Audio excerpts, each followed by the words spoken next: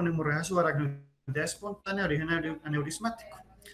Yo soy Simón Pérez, residente de segundo año de neurocirugía.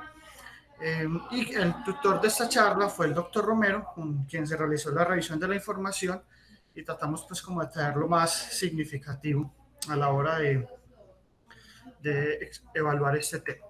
Bueno, aquí tenemos pues todas las bases de datos de donde buscamos la información y donde nos tratamos de apoyar. Digamos que todas las que más información tiene, más revisiones de la literatura, metaanálisis, es PubMed. Pero digamos que la revisión se realizó de forma exhaustiva con tal de tener la mejor información a la mano. Bueno, acá tenemos un pequeño cronograma, que es de lo que vamos a hablar pues hoy. Iniciar con algunos puntos de epidemiología, algunos conceptos básicos. Obviamente sabemos que esta charla no es para revisión de tema, y nuestros conceptos es para entender la interpretación de los estudios y poder realizar un enfoque clave en ellos. Después continuaremos con la evidencia junto con su interpretación y finalmente haremos un pequeño grupo de conclusiones con el fin pues, de resumir toda la charla. Entonces, vamos a comenzar con algo de la epidemiología. Entonces, la hemorragia subaracnoidea de origen aneurismático tiene un promedio de 10 a 15 pacientes por cada 100.000 habitantes. Es muy importante y cobra mucho interés es porque el 50% de los pacientes son menores de 50 años, de 55 años, lo cual representa pues que hay gran compromiso de la capacidad funcional de los pacientes y es muy importante saber el manejo. De estos 10 a 15 pacientes, un tercio, es decir, en promedio 3 a 5, desarrollará vasoespasmo, por lo cual es un número representativo e importante.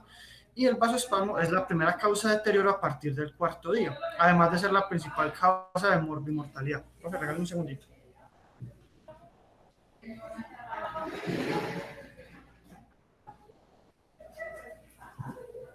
Listo, ya, qué pena. Bueno, continuando con el tema, vamos a hablar acerca de unos conceptos básicos que tenemos que entender acerca de qué es el vasoespasmo, cómo se diagnostica y cuáles son los criterios. Entonces, lo primero que hay que entender es que el vasoespasmo se determina según la arteria estudiada. La arteria más estudiada hasta el momento es la cerebral media, y la que menos estudios tiene o menos criterios claros hasta la fecha tiene es la cerebral anterior. Entonces, para hablar de un vasoespasmo tenemos que tener inicialmente un aumento en la velocidad, inicialmente por encima de 120, aunque dependiendo de la circulación vamos a ver qué cambia. Por ejemplo, en la circulación posterior para la basilar es por encima de 85, y se debe acompañar de este índice que se llama el índice de Lindergaard y debe estar por encima de 3. Eso sí es un valor constante que ya vamos a entender de dónde viene. Entonces, ambos criterios deben cumplirse. Si solo está un aumento de la velocidad, eso se llama un fenómeno hiperémico, que también vamos a entender en qué consiste. Pues primero, el índice de Lindergaard es una ecuación que se sacó en una relación entre la arteria que yo estoy evaluando, supongamos la cerebral media, y el vaso padre, que sería la carótida externa. Esto se traslapa a todos los elementos de la circulación.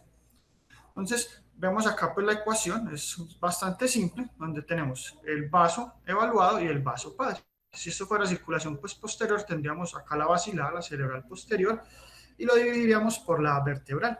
El promedio de la velocidad más o menos del índice, perdón, es 1.7 más o menos 0.4. Y en cualquier constante que esté por encima de 3 nos va a diagnosticar vasoespasmo. Si la velocidad está elevada, pero el índice es menor de 3, nos habla acerca de un fenómeno hiperémico, y estos fenómenos hiperémicos son relacionados con hipervolemia. Entonces es un tratamiento que le administramos al paciente, como la neuroprotección, la administración de líquidos, las metas de perfusión. Este paciente, por ejemplo, no debería ir a tratamiento si tiene un valor por debajo de 3. Si está por encima de 3, ya debería ir a tratamiento. Ahora, hay algunos peros que es muy importante, porque no todas las arterias pues tienen como esta reproducción en cuanto al índice y a las velocidades. Entonces, digamos, por ejemplo, en el caso de la cerebral anterior, por medio del Doppler transcraneal, los cambios en la velocidad de un 25 a un 50% de forma seriada nos indican que hay un vasoespasmo. Esto es un criterio no tan sólido, pero es el que se tiene en cuenta, digamos, a la hora también de definir vasoespasmo. Ahora, en el territorio posterior también vamos a ver que no es lo mismo cerebral posterior que arteria vertebral que arteria basilar.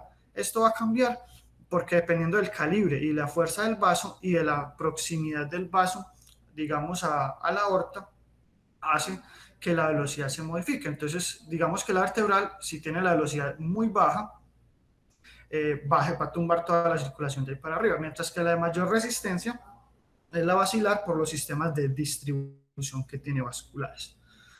Y lo más importante es a quién vamos a llevar a intervención según la evidencia. Entonces, digamos, en un resumen completo y puntual, es un paciente que tenga deterioro del estado de conciencia, en 2 o más puntos en la escala de Glasgow, que tenga un déficit focal. Más adelante vamos a ver que esto se resume a 2 condiciones muy claras, y que solamente es el día 14 y el día 4, ¿cierto? Obviamente que se le hayan descartado causas como resangrado, hematomas, hidrocefalia, ¿cierto? Digamos que debe ser muy claro el hallazgo de vasoespasmo y que no se explique por alguna otra causa.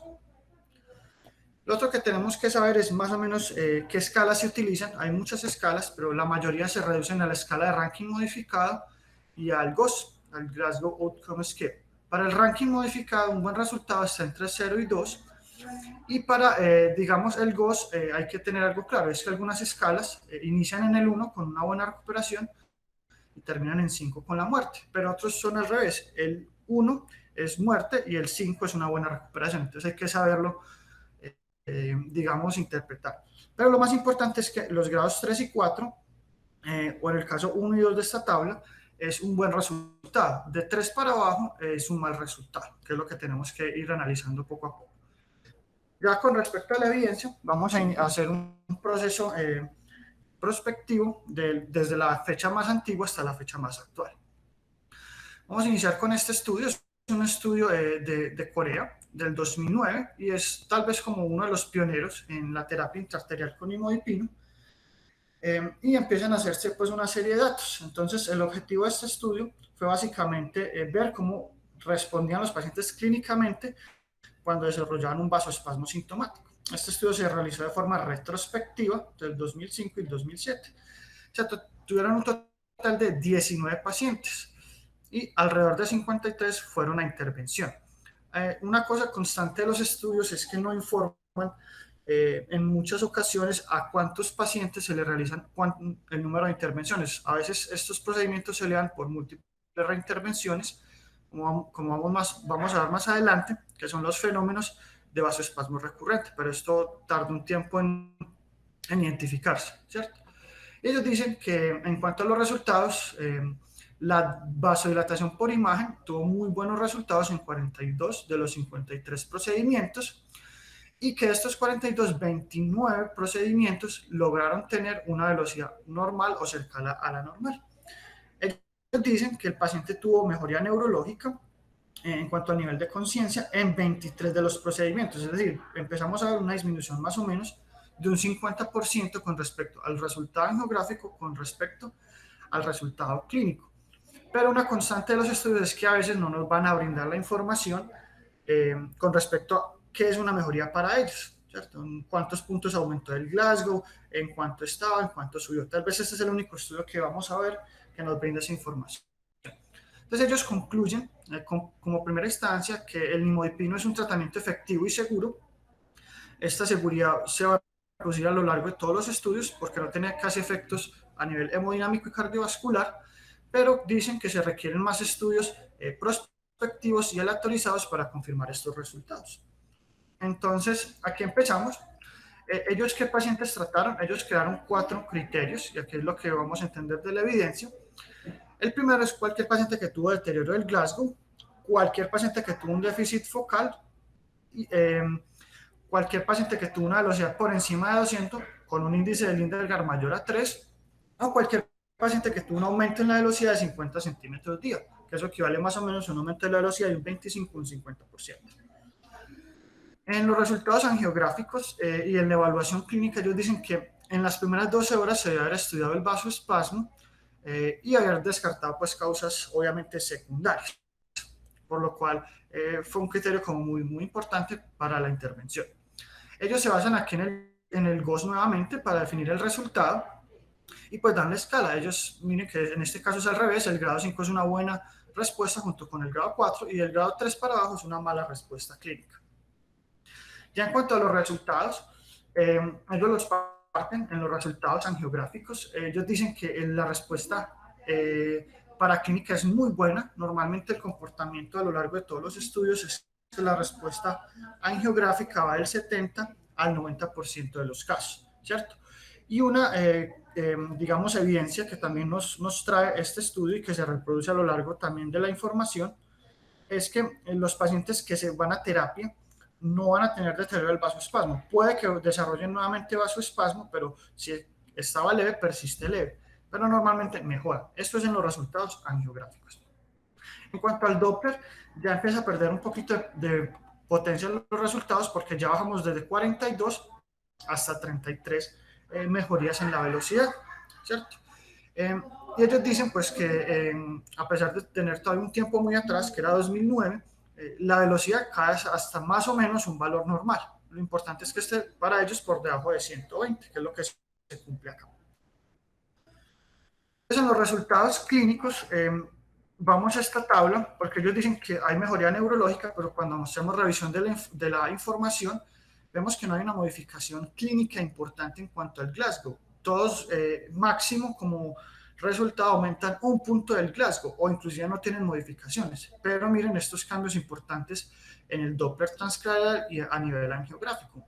Tumban velocidades hasta de 100 centímetros por segundo, pero el Glasgow no se modifica de forma muy importante. Esto pues en los diferentes resultados de los 23 pacientes. Entonces, a pesar de que nos dan esa información, nos queda como este sinsabor de que no hay un cambio significativo a nivel clínico. Bueno, ya continuamos con un artículo un poco más reciente, este ya es del 2009, se basa prácticamente en lo mismo, lo es evaluar el nimodipino interarterial, este también es un estudio retrospectivo de 10 pacientes, donde hacen 15 procedimientos, lo mismo, acá no son muy enfáticos en a quién reintervienen o las causas de reintervención, pero nos dan un poco más de información con respecto al estudio previo, donde hablan de la condición neurológica, los estudios pues, que se realizan, qué tipo de procedimientos se le realizaron, como la anestesia, el examen neurológico, las imágenes, ¿cierto? Y en los resultados, ellos hablan acerca de los cambios cardiovasculares, que realmente siguen hablando de que es un resultado muy puntual en los resultados clínicos y sigue siendo un procedimiento seguro, pero empezamos a ver nuevamente cambios, que son la mejoría radiológica se va a ver en un 80%, y que la respuesta mucho más rápida se da en 8 de los 12 procedimientos, es decir, la gran mayoría de casos tienen una respuesta inmediata angiográficamente, y la respuesta global se ven 10 de los 15 procedimientos. Entonces, de los 10 pacientes, 6 mejoraron y tuvieron un buen resultado después del tratamiento, y solo tuvieron una complicación, que fue un paciente que fallece por una embolia secundaria a la cerebral anterior y a la cerebral media. Fue como la única causa pues, que reportan. No otras condiciones neurológicas pues, que reportaron, y ellos dicen que bajas dosis de nimodipino son adecuadas para el tratamiento endovascular, pero que aquí se beneficia solo un grupo de pacientes, ya eso lo vamos a ver más adelante, y que se requieren nuevamente estudios prospectivos para poder realizar el enfoque clínico. Entonces, ese estudio se realiza entre 2004 y 2006. Los 10 pacientes se someten a seguimientos y ellos utilizan la escala del World Federation para hablar como de los resultados clínicos. Ellos trataron fue los pacientes que tuvieron cambios en la velocidad del 25 al 50 o cualquiera que aumentó bruscamente el 50% de la velocidad y obviamente que tuviera un déficit neurológico presente. Esta es la forma como administraron pues, el tratamiento, cómo se diluyó, cómo se preparó y cuál fue el procedimiento estándar. En cuanto a los resultados, empezamos. Entonces, ellos dicen que 5 pacientes quedaron en el grado 1 del World Federation, 2 en el grado 2 y solo un paciente en el grado 3 y 2 en el grado 4. Entonces, de los 15 procedimientos, básicamente, la mayoría pues tuvieron como un buen resultado clínico.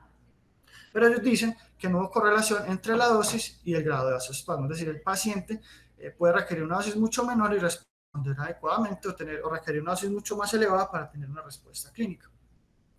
Entonces ellos dicen que 6 pacientes mejoran hasta el 60%, 30 permanece estable y solo uno empeoró, que fue el caso de la muerte. Entonces aquí la evidencia nuevamente se apoya que el paciente aparentemente va a mejorar, pero en general va a permanecer globalmente estable. ¿cierto? Y las complicaciones, pues que en este caso no se relacionó con el procedimiento, que fue en este caso que fue la complicación tromboembólica. Bueno, ya pasando ya a los resultados específicos, primero hablan de los resultados angiográficos. Como vemos, responde el 73%, lo que hemos dicho, una respuesta normalmente entre el 70 al 90% de lo que esperamos a nivel angiográfico, pero se empieza a evidenciar que los segmentos anteriores no responden tan bien a este tratamiento, y que el que mejor responde es el segmento cerebral medio, un 80% de buenos resultados. Y estos, pues, digamos, los malos resultados o los resultados que ellos determinan pobres, que tampoco son como muy enfáticos en que es pobre para ellos, lo traslapan son a los resultados de la cerebral anterior, ¿cierto? Y nuevamente hacen hincapié que el vasospasmo nunca empeora luego del tratamiento, sino que puede permanecer estable o mejorar. En cuanto a los efectos sistémicos, básicamente solo hablan de las caídas de la presión arterial y los cambios en la frecuencia cardíaca, que no fue muy importante. Realmente fueron caídas en promedio como máximo 20 milímetros de mercurio, y solo se reportaron en 2 pacientes, que es lo que hablan acá. En los resultados angiográficos les vamos a hablar un poquito. Miren que nuevamente responde el 85%, pero otros pacientes, y aquí se empieza a hablar de que no hay respuesta radiológica. Esto es como el primer criterio que nos habla de esto. De estos 6 pacientes, 5 respondieron adecuadamente y obviamente uno no mejoró. Ahora, cuando vamos a analizar las tablas, que es lo que nos interesa, vemos esta condición, que los pacientes siempre lo reportan muy bien, pero el paciente que tiene un mal pronóstico desde entrada no sufre cambios durante el tratamiento. Entonces, no hay como información nuevamente de cómo está el paciente previo al procedimiento y cómo fueron los resultados post, sino que simplemente dan un mal resultado, pero los que no tienen buena respuesta tienen mal pronóstico, y los que tienen una buena condición al parecer son los que mejoran. Entonces nos queda como bastante vacío esa información de la respuesta clínica. Ya continuando pues con la información, pasamos a este estudio. Este ya es del 2013 y ya es una revisión de la literatura donde se empieza a hablar ya de una evidencia más sólida y que tiene algunos apoyos y respaldos y otros peros, que es lo que vamos a ver aquí en este estudio. Entonces, en este estudio lo que buscan es hablar de la morbimortalidad con respecto a la hemorragia subaracnoidea y los tratamientos frente al vasoespasmo sintomático, ¿cierto? Ellos se basan más que todo en PubMed, que es donde encuentran la mayor fuente de información, y buscan en este caso todos los tratamientos que existen endovasculares para compararlo. Ellos dicen que en este caso, con la evidencia, el tratamiento endovascular tiene digamos, un buen impacto, pero que todavía faltan estudios, pero que los estudios hasta la fecha solo logran impactar en la historia natural de la enfermedad. Es decir, no hay comparativos entre 2 o más tratamientos, y en los resultados clínicos todavía no hay claridad de eso. Entonces, ¿ellos en qué se basan? Con base en esto. Entonces, lo que encuentran, ellos dicen que tanto el tratamiento oral como el intravenoso son buenos para tratar el vasoespasmo, pero principalmente apoyan el tratamiento oral. Y el principal efecto que logran es prevenir el infarto. Ahora, ¿qué es lo que pasa? Ya siguiendo pues como la línea temporal de los estudios y el resumen de la evidencia, empiezan a haber una serie de inconsistencias con respecto a las condiciones clínicas. Entonces, primero hablan que la mayoría de estudios responden muy adecuadamente al tratamiento a nivel angiográfico y basados en la escala de Rankin, ¿cierto? Pero cuando empiezan a reproducir los estudios, se ve que la respuesta adecuada clínica y angiográfica solo se da hasta el 43% de los casos. Entonces aquí es donde se empieza a ver que, a pesar de que el paciente no tiene un deterioro neurológico, la respuesta al tratamiento no es tan sólida. Entonces ahí es donde se empieza a hablar del concepto de neuroprotección o de fenómenos en la microcirculación que tal vez no podemos detectar, pero es lo que protege al sistema nervioso central. Y empezamos a ver nuevamente la constante de que hay pacientes que mejoran rápidamente en la parte angiográfica, pero en este estudio de Hang y colaboradores no hay respuesta angiográfica. Inclusive los resultados fueron pobres en cuanto a la respuesta clínica, y que se empieza a ver los fenómenos de recurrencia de vasoespasmo a partir del día 1, por lo cual hasta el 61% de los casos en un mal manejo y digamos en falta de criterios de claridad, el paciente se va a deteriorar clínicamente. Ya continuamos con un estudio más reciente. Este estudio ya es del 2013, acercándonos pues como a lo más reciente, perdón, del 2017. Y con este estudio eh, busca lo mismo, evaluar el tratamiento del vasoespasmo sintomático. Este fue un seguimiento durante 7 años y tenemos 27 mujeres y 7 hombres. Acá ya hacen como una evaluaón de nimodipino o milrinone. No los comparan, los hacen de forma separada, pero digamos que lo comparan es con la historia natural de la enfermedad. Nuevamente ese vacío de que no comparamos frente a otros tratamientos. De qué fecha a qué fecha lo realizaron y los resultados. Aquí realizaron 53 procedimientos y esos 53 procedimientos vemos que el 92% responde, aquí ya la velocidad empieza a bajar hasta 65. Ellos hablan que este cambio en la velocidad se debe a la mejoría de los equipos en la actualidad y que permite un mejor control de la presión y un mejor seguimiento. Nuevamente en este estudio se basan en el GOS para dar los resultados, pero a pesar de toda esta mejoría, digamos, en evidencia y en equipos, sigue siendo una relación 50-50 el resultado clínico. 50 pacientes quedaron en un grado 5 y 4 y el otro 50 en un 3 para abajo. Entonces empiezan a hablar que el tratamiento espasmolítico es seguro y es potente, pero ellos ya empiezan a hablar de que en el resultado clínico, los pacientes que mejor responden a los resultados neurológicos son los que tienen déficit focal, que lo vamos a ver a continuación, que es el paciente con afasia o hemiparesia, pero los pacientes que tienen un deterioro del estado de conciencia no tienen tan buenos resultados, digámoslo así, ¿cierto? Pero que se requieren mejores herramientas para hacer este seguimiento, ya que este fenómeno de 50-50 requiere visualizarse con lupa.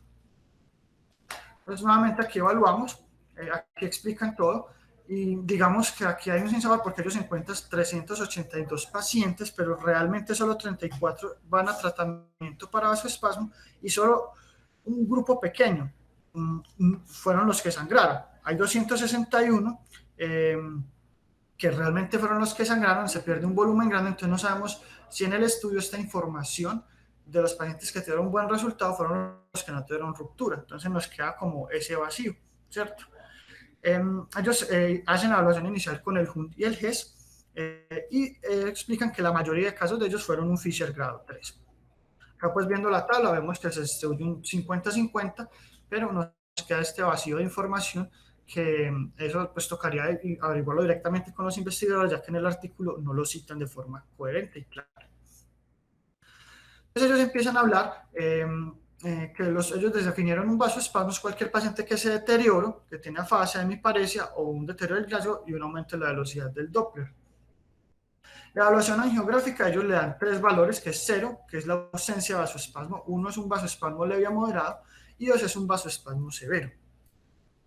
Y es tal vez el único estudio hasta la fecha que nos habla de una interpretación estadística por medio de una evaluación, por medio de la t-student y con resultados estadísticamente significativos por el valor de P. En cuanto a los resultados, entonces, durante los procedimientos, ellos reportan que hubo solo 5 eventos de hipotensión y solo uno de esos eventos requirió pues, la suspensión del tratamiento. Y hubo 2 casos donde una hemiparesia durante el procedimiento que mejora durante el resto del procedimiento y uno sí quedó con hemiparesia, pero mejoró a lo largo de los días.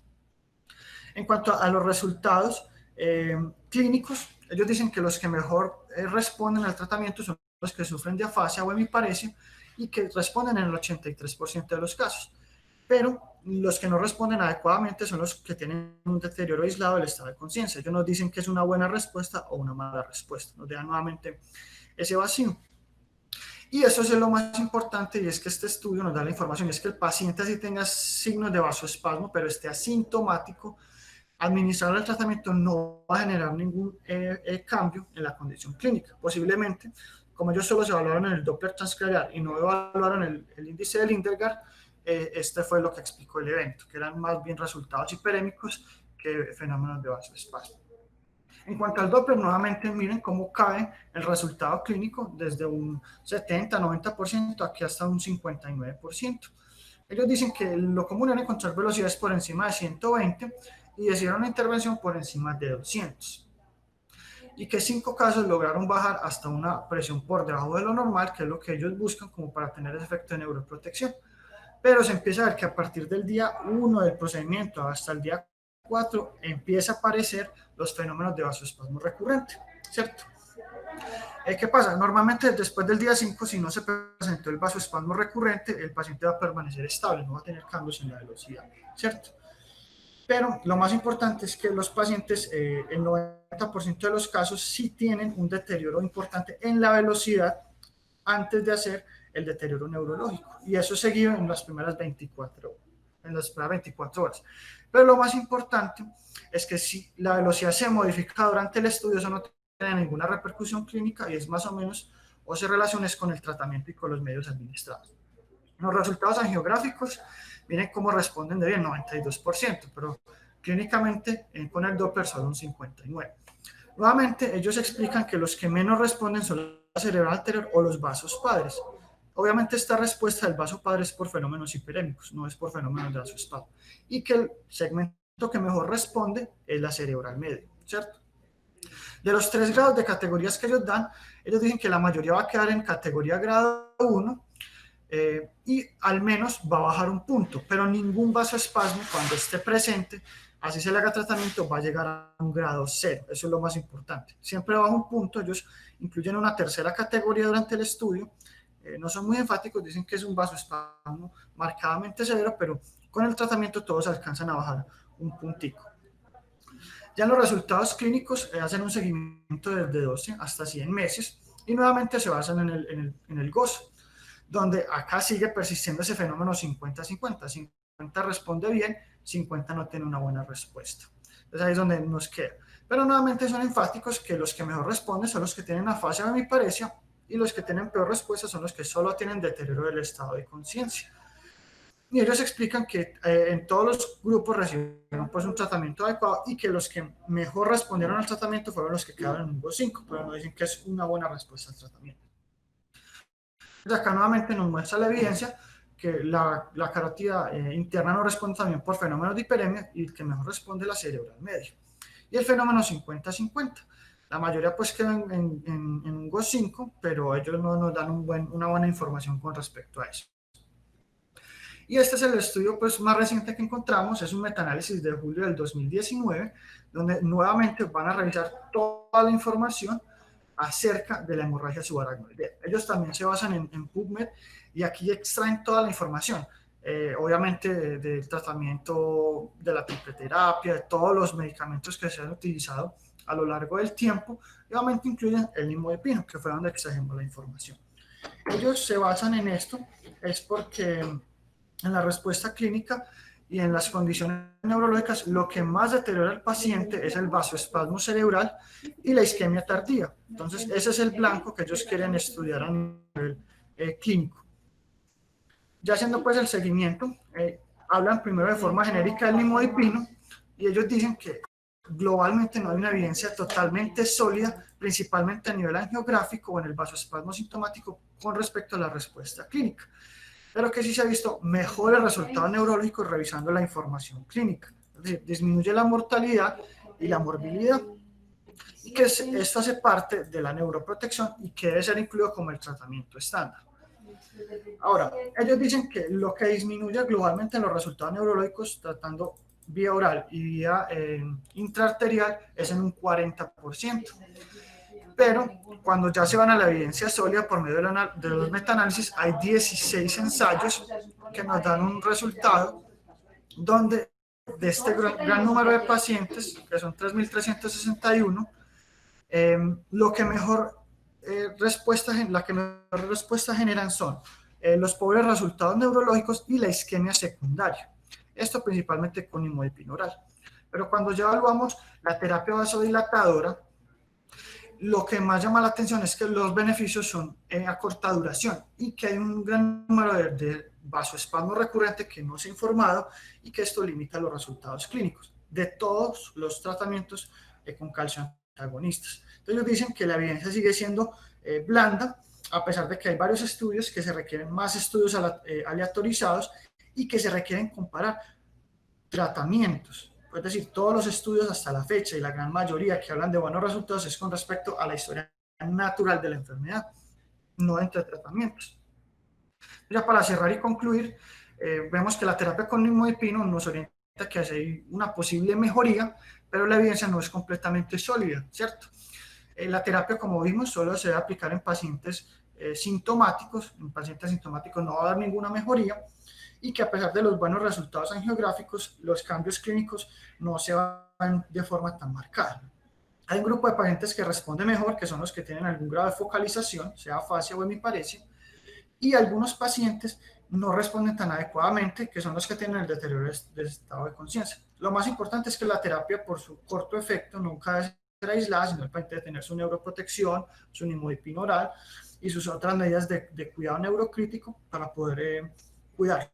Y ya con eso cerramos. Muchas gracias. Ya queremos escuchar la opinión de los expertos del grupo de terapia endovascular y de los demás panelistas.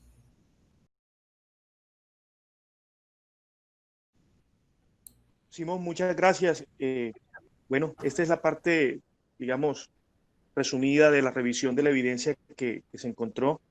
Realmente lo que vemos son estudios de clase 3, no hay estudios con un nivel 1 o 2 de evidencia, lo cual demuestra que todavía hay mucho por estudiar y posiblemente se requieran estudios aleatorizados, doble ciego, que va a ser difícil realizarlos por los temas éticos, pero esta es la información científica y la evidencia que tenemos. Ahora pasamos a la segunda parte de la charla, que es la parte de la experiencia personal de cada uno de las personas que aquí nos acompañan, que hay diferentes especialidades. Quisiera comenzar con nuestro invitado, el doctor Juan Ricardo. Ustedes para determinar, digamos, la necesidad de un procedimiento angiográfico, se basan exclusivamente en, en el Doppler transcranial o utilizan exámenes accesorios como una resonancia de perfusión-difusión o un CTP, una perfusión por tomografía. ¿Qué parámetros utilizan ustedes en el Johns Hopkins para poder manejar estos pacientes y indicar la terapia intraarterial con dilatadores? Puede ser nipodipina o diltiazem. Juan Ricardo, ¿qué opinión tienes respecto a esto? Sí, gracias por la invitación nuevamente. Ese es un tema bien complejo, ¿no? Es complejo por muchos motivos, no solamente uno. Para comenzar a responder la pregunta, generalmente en Johns Hopkins, en nuestro hospital, consideramos la terapia endovascular generalmente una vez que la terapia médica haya fallado, ¿no? Y la terapia médica para revertir el vasoespasmo es, como todos ustedes saben, el aumento de la presión arterial, el aumento del volumen sanguíneo y el aumento del gasto cardíaco en estos pacientes. Y eso abre otros comentarios, ¿no? ¿En qué pacientes hacemos el diagnóstico de vasoespasmo? Y generalmente acá lo llamamos isquemia cerebral tardía, ¿no? O delayed cerebral ischemia. El término de vasoespasmo, y ese es otro problema con este tema, ¿no? Los términos son tan diversos y los criterios para hacer el diagnóstico de vasoespasmo o isquemia cerebral tardía cambian y están usados de manera bien diversa en esos estudios, ¿no? Pero ¿en qué pacientes hacemos el diagnóstico de isquemia cerebral tardía? Son pacientes que, como dijo el expositor, hay una muy buena exposición, dicho sea de mano, tienen un cambio en el Glasgow Coma Scale de 2 puntos o más, pero generalmente son pacientes que tienen un cambio en el examen neurológico que no sea explicado por razones comunes, ¿no? Como una infección, como un problema metabólico, un problema convulsivo, pacientes que no tienen una explicación directa, clara u obvia para un cambio neurológico que está en alto riesgo para desarrollar vasoespasmo, ¿no? Como se determina con el Hunt and Hess o con el examen de Fisher o con la escala de Fisher. Esos pacientes son los pacientes que tenemos un grado alto de sospecha de que estén desarrollando isquemia cerebral tardía. El Doppler transcraniano no es un estudio que utilizamos para hacer el diagnóstico de isquemia cerebral tardía. Es un estudio que utilizamos serialmente, que lo aplicamos serialmente para poder obtener una tendencia, ¿no? Como dijo el expositor, una elevación de la velocidad de las arterias cerebrales media y anterior y a veces posterior de más de 50 centímetros por segundo en 24 horas. Eso es lo que utilizamos como un signo que sea bastante indicativo de isquemia cerebral tardía que va a aparecer en los siguientes días. Pero no utilizamos como un estudio que diga sí o no para vasoespasmo, utilizamos la tendencia. O sea que ese paciente que tenga un cambio clínico neurológico que no se ha explicado por otros motivos, pacientes que tengan una elevación en el transcranial Doppler, el Doppler transcraniano, y pacientes que estén en alto riesgo, como se haya determinado inicialmente por Suhanten, Hess y Fisher, esos son los pacientes en que determinamos que tenemos que identificar si están o no en vasoespasmo. Un estudio que estamos utilizando más frecuentemente estos últimos meses, de repente en el último año, ¿no? Así, es la tomografía computarizada de perfusión con el protocolo que utilizamos para infarto cerebral agudo, stroke. La perfusión cerebral por tomografía es un estudio que estamos utilizando bastante y como que determina que este paciente tiene que ser tratado. Si existe un defecto de perfusión, este paciente debe ser tratado para isquemia cerebral tardía. Y el tratamiento inicialmente es médico en la gran mayoría de nuestros pacientes. Lo que estamos haciendo nuevamente, que es nuevo en relación a lo que hacíamos hace 5 o 6 años atrás, es el monitoreo invasivo con una tecnología que acá le llamamos PICO. Es monitoreo cardíaco invasivo para poder aumentar el gasto cardíaco y para poder aumentar las funciones hemodinámicas, la precarga y la postcarga en estos pacientes. Pacientes que fallan manejo médico son los pacientes que consideramos para tratamiento endovascular. ¿Y cuándo es que vamos de tratamiento médico a tratamiento endovascular? Es una ventana que también no está muy bien definida, ¿no? Hace muchos años atrás, cuando yo era un fellow acá en este hospital, esperábamos 6 horas, 12 horas, para poder cambiar de terapia médica a terapia más invasiva como endovascular. Esa ventana ha cambiado muchísimo en estos años. Ahora estamos esperando horas, 1 hora, 2 horas, para poder determinar si el paciente está revirtiendo o no sus déficits neurológicos con terapia médica. Si no hay resolución de esos déficits, avanzamos rápidamente a terapia endovascular, que, como el expositor dijo, es bien variada, ¿no? Dependiendo cuáles son los vasos que están comprometidos, es vasoespasmo proximal, es vasoespasmo distal, y la combinación de tratamientos puede ser dependiendo cuál es la localización de este vasoespasmo, angioplastía de balón o angioplastía de balón con terapia química endovascular o una combinación de los dos, que generalmente es el approach más común en estos pacientes. Pero en general esa es una guía bien cruda de lo que hacemos aquí en cuanto al diagnóstico y el manejo, ¿no? Temprano, y qué hacemos si el manejo médico temprano falla en estos pacientes, cómo es que el tratamiento es guiado para una terapia endovascular, ¿no? Y cómo es que usamos no solamente el ultrasonido transcraniano, pero también tomografía computarizada de perfusión, para poder determinar si esos pacientes en realidad están teniendo un déficit de flujo sanguíneo que se puede revertir con terapia médica o con terapia endovascular. Lo que entiendo, Juan Ricardo, es que esencialmente la gran mayoría de pacientes ustedes le hacen tratamiento médico y en un corto tiempo, si no hay una respuesta adecuada, de pronto hay algunas alteraciones en el CTP, ustedes deciden llevarlo a una intervención angiográfica. Así es. Hace algún tiempo estuvo, digamos, en boga el uso de la microdiálisis cerebral, tratando de identificar metabolitos que permitían identificar precozmente el patrón de isquemia. ¿Lo utilizaron o ustedes allá no tienen experiencia con esta técnica?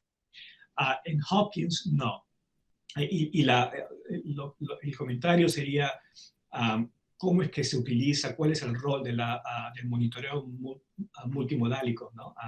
En estos pacientes para poder determinar hipoxia cerebral a nivel celular.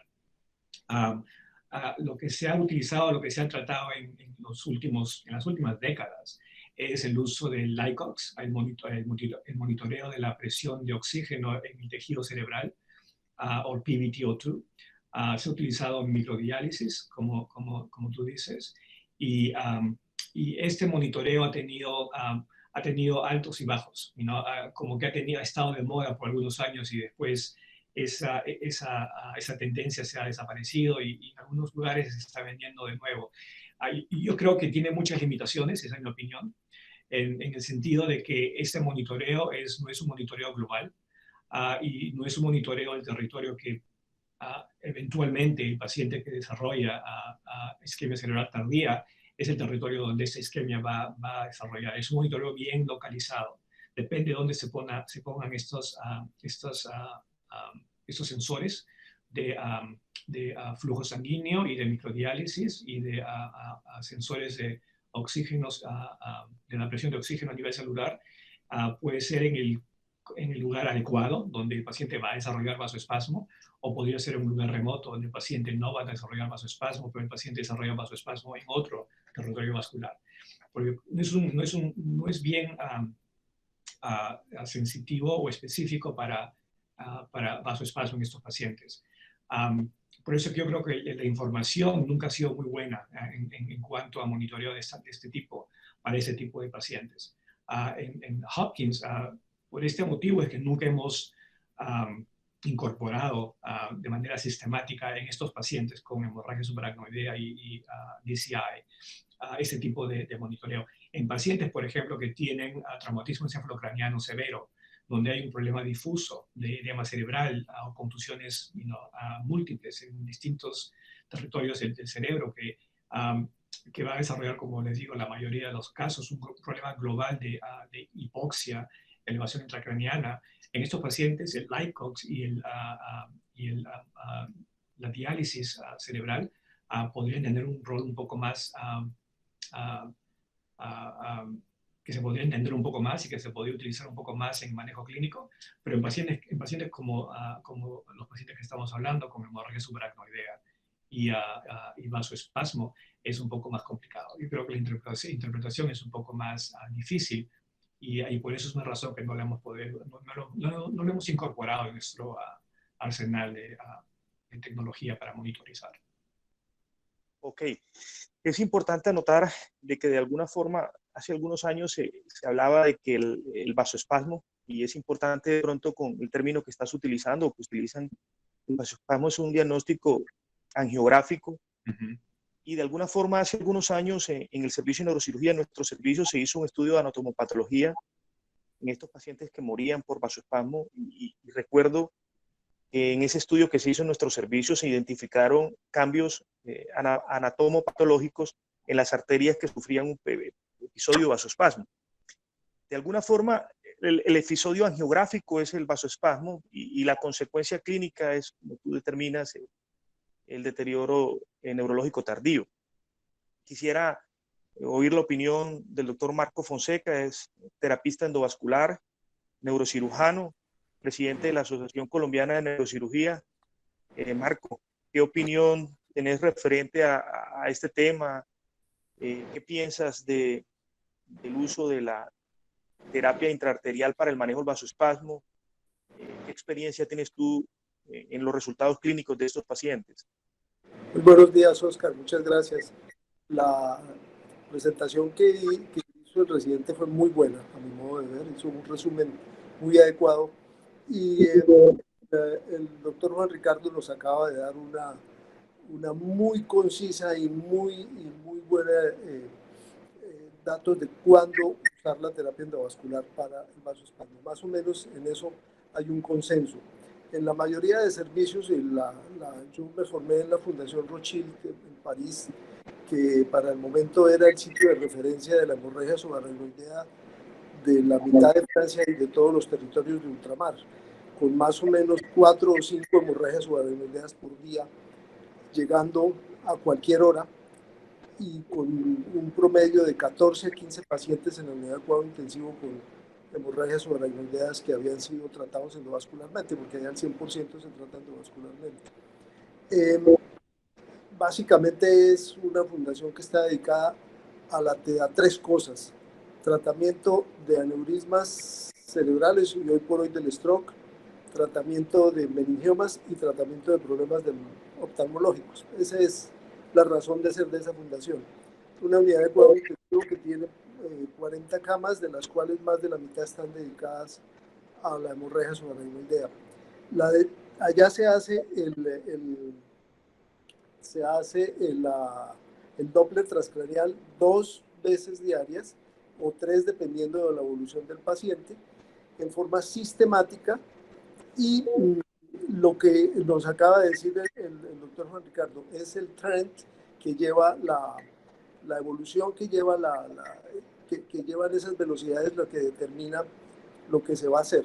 Si el paciente tiene un trend hacia un empeoramiento de las velocidades, allá es en forma agresiva, que se baja en forma inmediatamente a la suite hemodinámica y se inicia el tratamiento endovascular con 2 medicamentos, uno detrás de otro. Se inicia con nimodipina, usando 2 a 4 miligramos por árbol arterial a tratar, y se sigue con milrinone 10 miligramos por microcatéter en la arteria a tratar.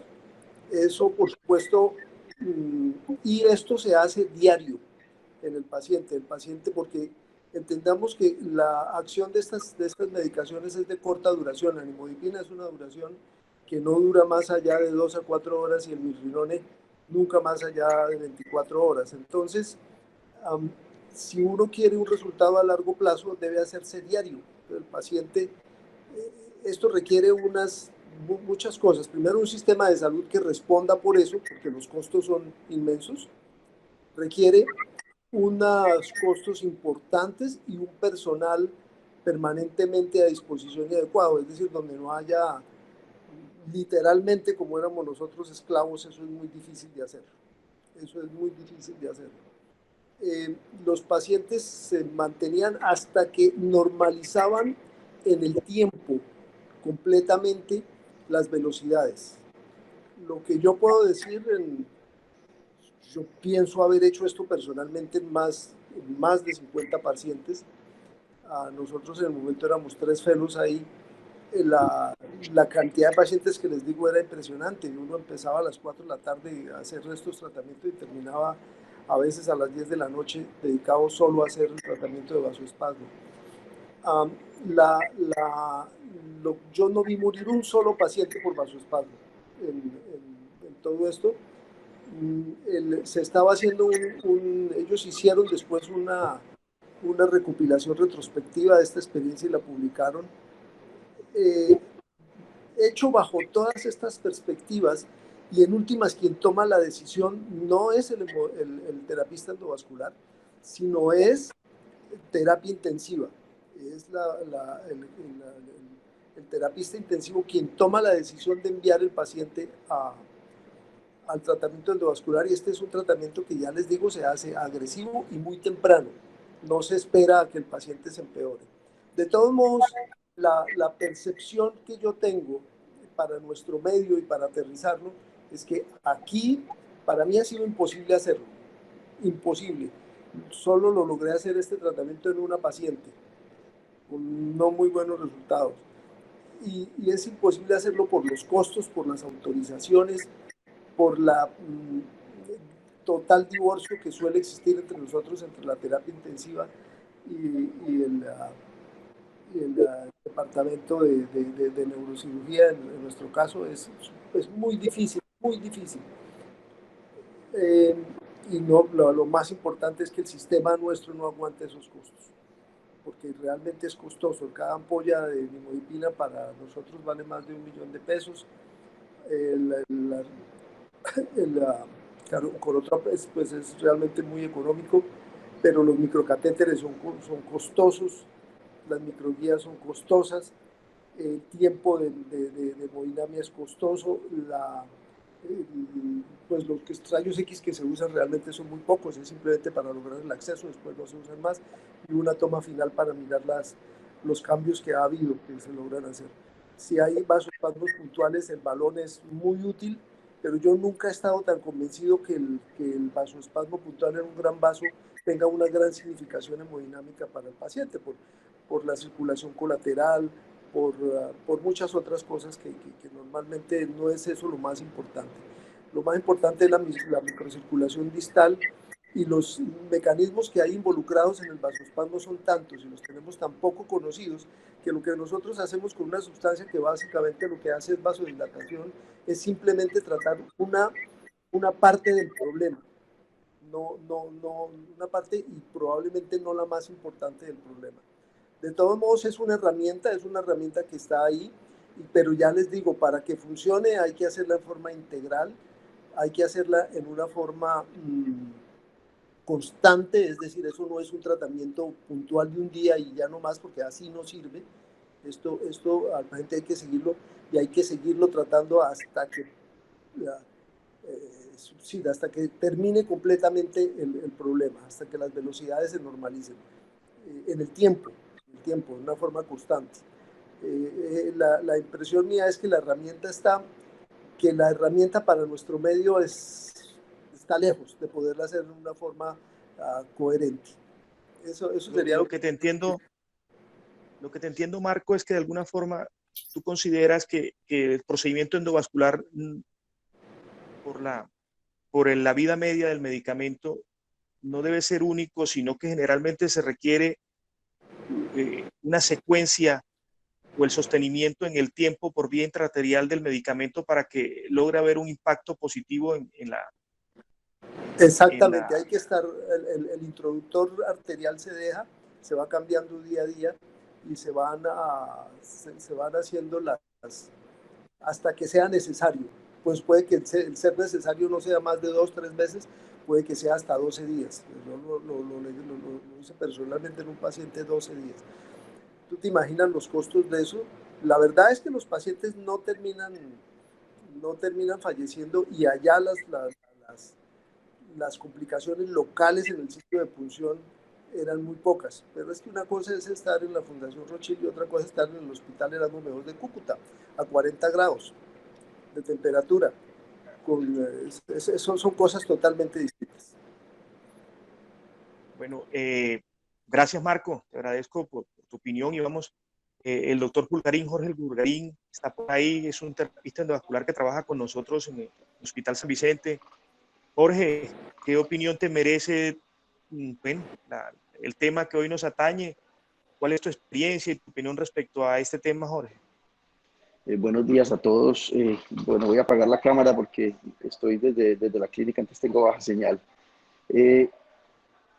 Ya creo que ya todo está dicho. La excelente síntesis de la evidencia de la literatura la resumió el doctor Juan Ricardo, y Marco Fonseca terminó de redondear la parte endovascular. Yo solamente me voy a limitar como a resumir lo que se ha dicho, básicamente.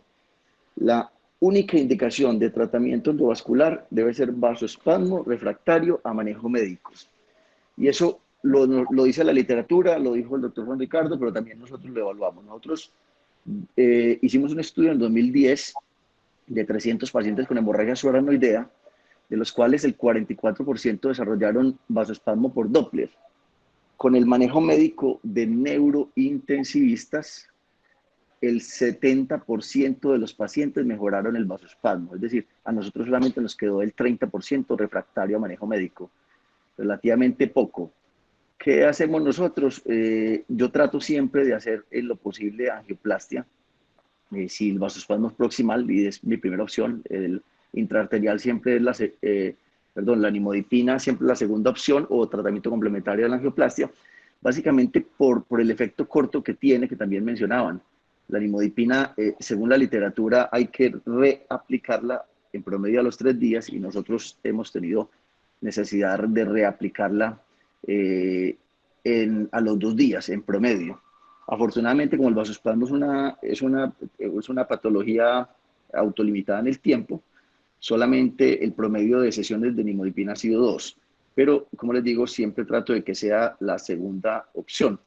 No solo porque la angioplastia es irreversible, como se ha demostrado en algunos artículos, dicen que puede durar hasta 7, otros dicen 29 y otros dicen hasta 60 días, inclusive demostrados en los cambios estructurales de patológicos en la anatomopatológicos de la cerebral media. Entonces, por ser irreversible, entre comillas, la angioplastia para mí debe ser la primera opción, siempre y cuando se deba hacer. Otra cosa es que, aunque haya vasoespasmo distal, la angioplastia proximal tiene un fenómeno que conocen muy bien los hemodinamistas y los vasculares periféricos, que se llama mejorar la cabeza de perfusión. Definitivamente, cuando tú mejoras abajo la perfusión, todo el territorio distal pues puede beneficiarse. En cuanto a cómo se deben seguir, yo pues trabajo en unas 4 partes, pero tengo la posibilidad de ir a ayudar a otras tantas, otras 4 por lo menos, y me he dado cuenta que hay una sola clínica en la cual las cosas funcionan. ¿Y funcionan por qué? Porque se hacen así como decía el doctor Fonseca. La literatura es clara en que el tratamiento endovascular puede mejorar solamente la mitad de los pacientes. Por eso no estoy diciendo que debe ser profiláctica, pero debe, en lo posible, hacerse el tratamiento antes de que el paciente haga síntomas, porque cuando el paciente haga síntomas, ya los estudios son claros en que solamente hay beneficio si se tratan, o gran beneficio si se tratan antes de las 2 horas. Y en Colombia, tratar a un paciente antes de las 2 horas es imposible. No somos capaces con el stroke, que tenemos 6 horas, mucho menos con 2 horas. Por eso es que el protocolo nuestro es hacer Doppler transcraneano diario, inclusive tener un basal en el día 0 de ingreso, y cuando el paciente tenga un aumento mayor del 25%, llevarlo a un segundo Doppler transcraneano en la tarde. Cuando ese Doppler definitivamente confirma vasoespasmo, se inicia manejo médico, y como decía el doctor Juan Ricardo, nosotros a la hora, nosotros solamente le damos chance de 1 hora de tratamiento médico, y si no ha mejorado el vasoespasmo, lo pasamos inmediatamente a terapia endovascular. Nosotros también esperamos esperamos hasta 2 o 4 horas, pero vimos que definitivamente si no lo hacemos en la primera hora es imposible. Eso es como el resumen de lo que se ha dicho y el resumen de lo que efectivamente nosotros hemos encontrado en la práctica diaria. Jorge, te hago una pregunta, pues más por desconocimiento. De alguna forma, si tú dices que se debe intervenir con los cambios de la velocidad del flujo del Doppler, de alguna forma sin que el paciente aún tenga cambios clínicos, de alguna forma sería un procedimiento profiláctico. No, por eso le dije, por eso dije, por eso dije, la terapia endovascular jamás debe ser profiláctica. Pero definitivamente la indicación debe ser cuando el manejo médico ha fallado, ¿cierto? Y lo ideal si fuera que el paciente presentara síntomas, pero como te digo, Oscar, en Colombia es imposible, ponte la mano en el corazón, en Colombia es imposible que en menos de 2 horas un paciente se le haga Doppler, se le haga tomografía para excluir otras causas de deterioro, vaya y se le haga Doppler, y los intensivistas hagan manejo médico por 1 hora, y nosotros ir y subir, tener los materiales, ir y subir. Eso en 2 horas, eso es imposible, Oscar. Por eso es que en el Instituto Neurológico optamos por eso. Los neurointensivistas, cuando tienen un paciente con vasoespasmo por Doppler, vasoespasmo obviamente severo crítico, vasoespasmo por Doppler, le inician manejo médico, y ese 30-40% de los pacientes que no mejoran son los que nosotros llevamos a arteriografía. Ahora, tenemos un problema. Es que inicialmente, lo voy a decir aquí abiertamente, los Doppler son un examen operador dependiente, y eso es un problema grave que tenemos en el San Vicente, y lo tuvimos en un tiempo en el neurológico. Resulta que los Doppler los hacían los tecnólogos. Entonces los tecnólogos estaban todo el día en el hospital y podían repetir y repetir los exámenes. En el 2010, cuando yo hice esa revisión, cada uno de nuestros tecnólogos tenía 1800 Doppler. o sea, una experiencia impresionante. Y como ellos mismos eran los que iban a sala, ellos podían autoevaluarse. Luego vinieron los radiólogos, empezaron a hacerlo y inicialmente tuvimos tremendos problemas por la falta de entrenamiento. Y ahora en el Hospital San Vicente, pues el doctor Escudero ha visto que Dopplers reportados como anormales, nosotros los vemos normales y efectivamente vamos y le hacemos la arteriografía y el paciente no tiene vasoespasmo. Ahora, el hecho de que el paciente no tenga vasoespasmo angiográfico ni por Doppler tampoco significa que no tenga vasoespasmo. Y esos son los casos en los cuales nosotros estamos utilizando imágenes de perfusión. Aquellos pacientes en los cuales sospechamos que el déficit es por vasoespasmo, pero el Doppler es normal. Básicamente buscamos ¿qué? Buscamos vasoespasmo distal, que muchas veces no es sensible al Doppler, porque la sensibilidad del Doppler es solamente como del 80-90% dependiendo de la serie, aunque la especificidad sí puede ser muy alta. Es decir, el Doppler tiene muy bajos valor predictivo positivo, pero tiene un alto valor predictivo negativo. Excelente. Doctor Juan Ricardo, quisiera hacer una pregunta. En esto específicamente en lo que habla el doctor Pulgarín, que es el manejo de los tiempos. Usted que está en un hospital de primer nivel, ¿encuentra estas dificultades también en el tema de acceder tan rápidamente desde el momento del diagnóstico hasta el momento de llegar a la sala de angiografía? ¿Sí encuentra dificultades también en este tema de los tiempos? Sí y no. Es cierto que tenemos una facilidad para obtener estudios, eso no se puede negar.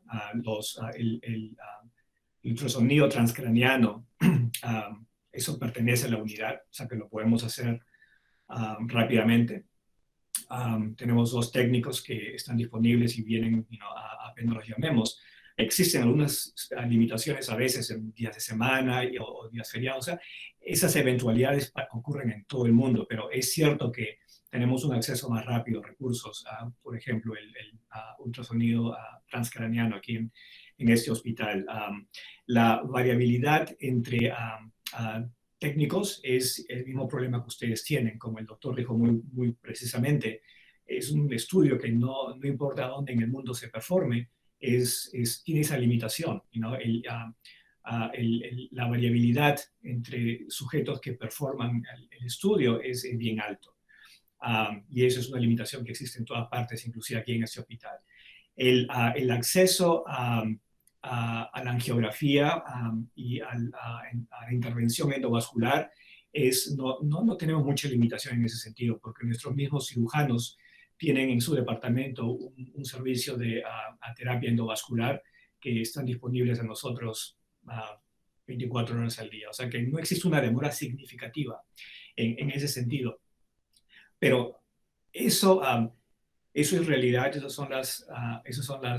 es la naturaleza de donde trabajamos, pero yo creo que al final de cuentas es la interpretación de toda la información que tenemos en Colombia o aquí en Baltimore, en los Estados Unidos, lo que tiene la mayor capacidad para poder modificar el outcome de sus pacientes, ¿no? Y a veces esa es la mayor limitación que tenemos aquí.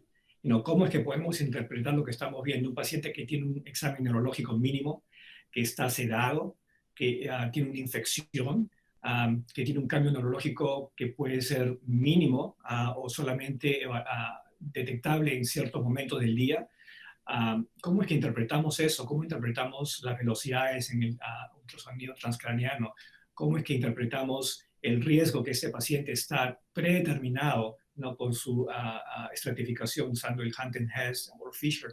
¿Cómo es que ponemos toda esa información en un paquete que nos diga si este paciente tiene alta probabilidad de tener vasoespasmo o DCI o isquemia cerebral tardía? Esa es la mayor limitación, yo creo que podríamos encontrar en una unidad de cuidados intensivos que colabora con neurocirugía y colabora con radiología de intervención, por ejemplo, ¿no? Y yo creo que de ahí eso es lo que yo encuentro más concordancia con ustedes, ¿no? Yo creo que estamos viendo al mismo paciente de una manera muy similar. Las cuestiones prácticas de acceso a recursos es una realidad que no se puede escapar, pero yo creo cómo es que están enfrentando este problema es muy similar a cómo estamos enfrentándolo aquí en los Estados Unidos.